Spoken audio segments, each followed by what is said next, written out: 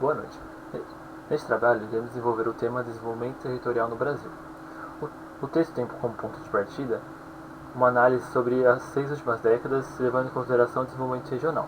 Os autores eles analisam e percebem que houve um desmonte dessas políticas e que isso não teve um impacto sobre as demais regiões, mas a região Nordeste, principalmente, ficou de fora desse processo, sendo que, por exemplo, o PIB dessa região gira em torno da metade das demais regiões.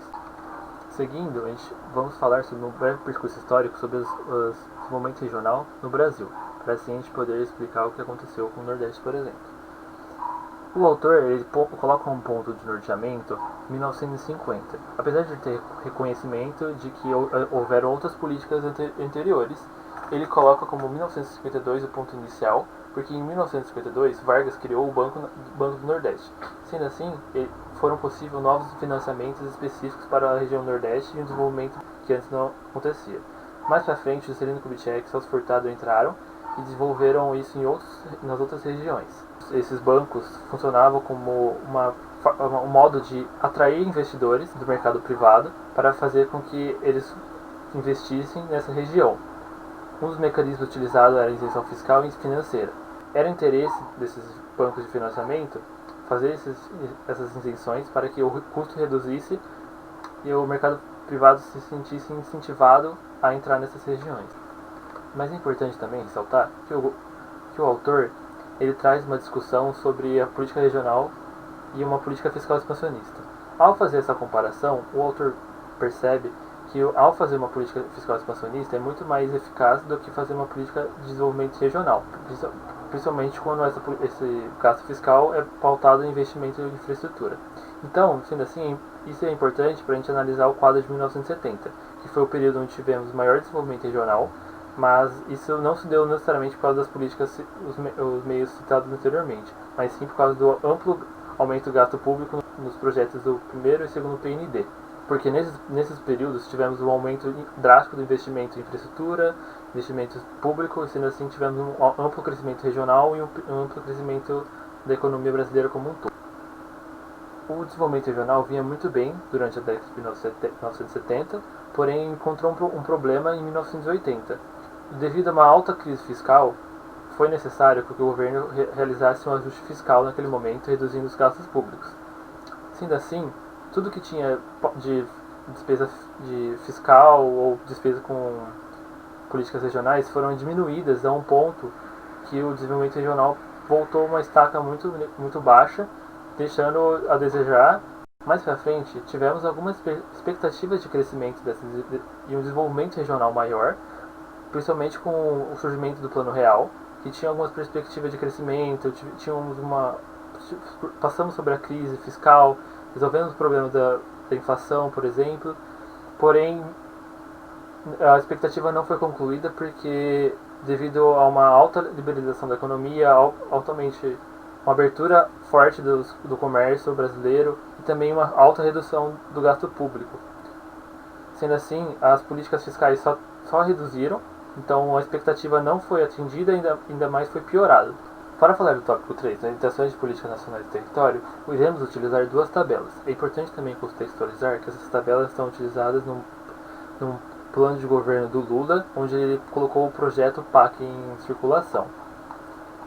A primeira tabela, que está atrás, podemos perceber que ela fala sobre os recursos da política pública como impactos regionais.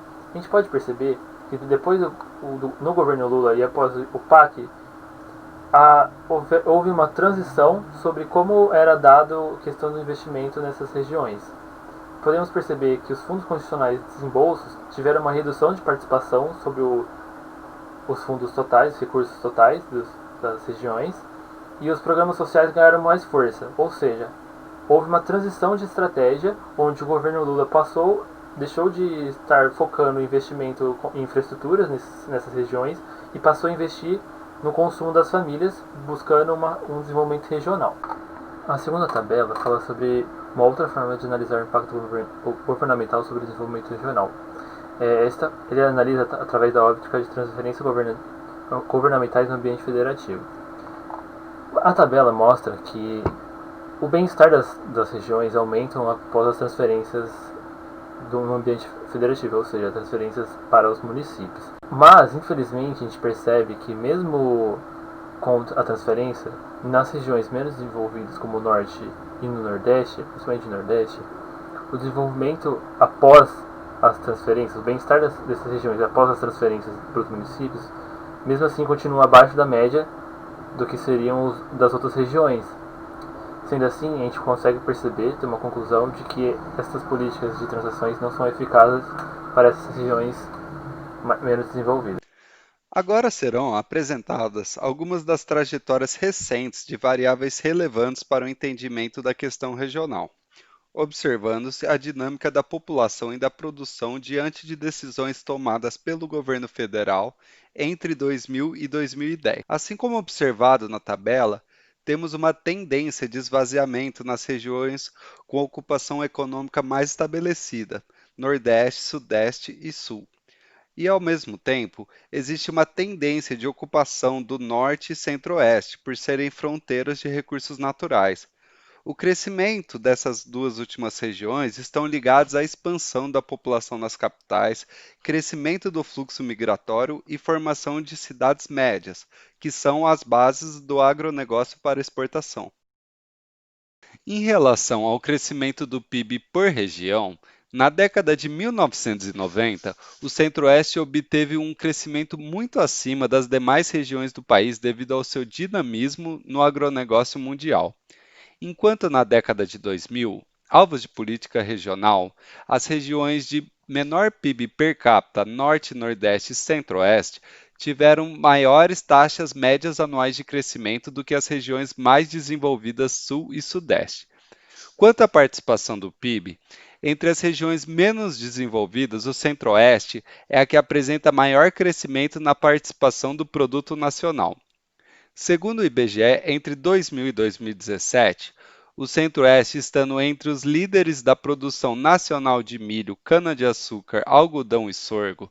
Além disso, destaque na mineração de cobre, níquel, calcário, ferro, nióbio e ouro, a região cresceu 2,9% em sua participação, enquanto o Norte aumentou 0,7% e o Nordeste aumentou 0,5%.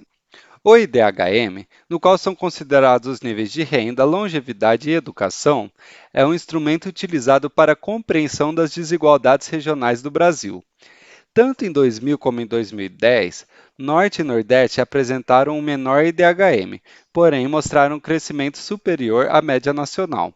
Em educação, por exemplo, as regiões cresceram 2 vezes mais que o Sudeste, apesar de ainda a desigualdade nacional ser notória. No período apontado, houve uma melhora na classificação do IDHM das regiões Norte e Nordeste. Em 2000, grande parte dos municípios apresentavam um IDH baixo ou muito baixo. Em 2010, houve uma relativa melhora do IDHM para baixo e médio. Analisando o contexto nacional, as regiões Sul e Sudeste apresentaram um alto e muito alto desenvolvimento humano, enquanto Norte e Nordeste concentram-se na faixa de baixo e muito baixo desenvolvimento humano. Em termos de evolução, o Centro-Oeste é o maior destaque de desenvolvimento, devido à dinâmica do agronegócio da região. De maneira complementar ao IDHM, o Índice de Vulnerabilidade Social, que considera a renda, trabalho, capital humano e infraestrutura urbana, o Norte e Nordeste são as regiões que apresentam uma situação de alta vulnerabilidade social, enquanto o Sul possui o melhor desempenho e baixa vulnerabilidade. Entre 2000 e 2010, houve uma redução de 27% do IVS no país. Sul e Centro-Oeste foram as regiões que mais diminuíram o IVS no período. O Sudeste, este abaixo da média nacional, reduziu 25%. Vale destacar que, no Sudeste, o IVS infraestrutura retraiu apenas 6%, enquanto no Nordeste e no Norte foram da ordem de 24% e 29%, respectivamente. É importante destacar que houveram ganhos socioeconômicos significativos, crescimento da população no mercado de trabalho e consumo, crescimento da formalidade e do salário mínimo real.